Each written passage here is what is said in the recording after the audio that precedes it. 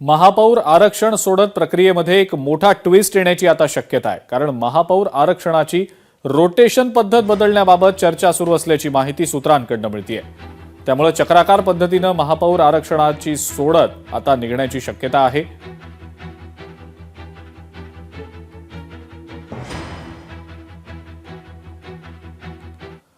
मुंबई महानगरपालिकेच्या आणि इतर 28 महानगरपालिकेच्या महापौर पदांसाठीच्या आरक्षणाची 22 जानेवारीला सोडत निघणार आहे।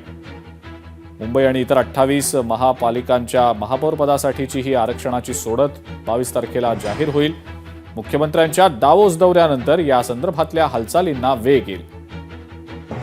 मुंबई पालिका निवडणूक निकालानंतर आता महापौर पदासाठी महायुतीतल्या 2 पक्षांमध्ये जी सध्या रस्सीखेच सुरू आहे त्या संदर्भातला तोडगा मुख्यमंत्र्यांचा दावोस दौरा पूर्ण झाल्यानंतरच निघू शकेल असं बोललं जात आहे।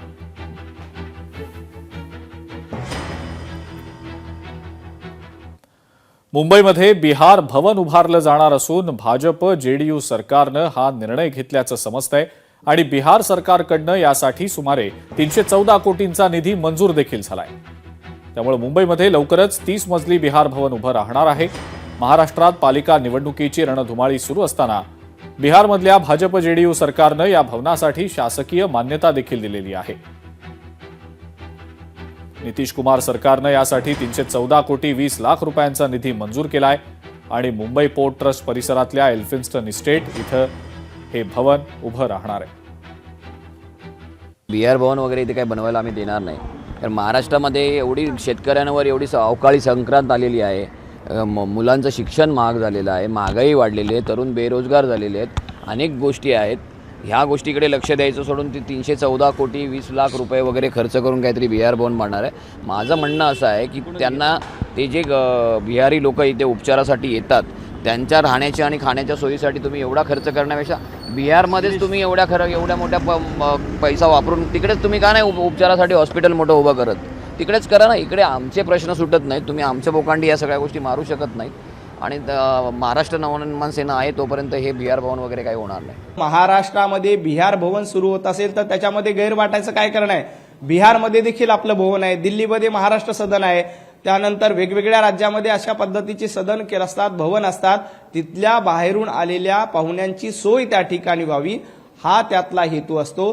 त्यामुळे विनाकारण मनसेनं अशा पद्धतीचा प्रांतवाद करू नये। माझी सन्माननीय राज ठाकरेंना विनंती आहे की अशा पद्धतीचा प्रांतवाद केल्यामुळं, भाषेचा वाद केल्यामुळंच आपल्या पक्षाची काय अवस्था झाली याचा विचार देखील त्यांनी केला पाहिजे। मुंबईवर ताबा कशासाठी हवा होता भारतीय जनता पक्षाच्या केंद्रीय नेतृत्वाला हे आता दिसून आलेलं आहे। पोर्ट ट्रस्टची जागा बिहारी भवनला द्यायची, त्याच्या बाजूची जागा उत्तर प्रदेश भवन तर बांद्राला झालंच आहे, त्याला सुद्धा ॲडिशनल FSI देऊन कमर्शियलायझेशन केलं गेलेलं आहे।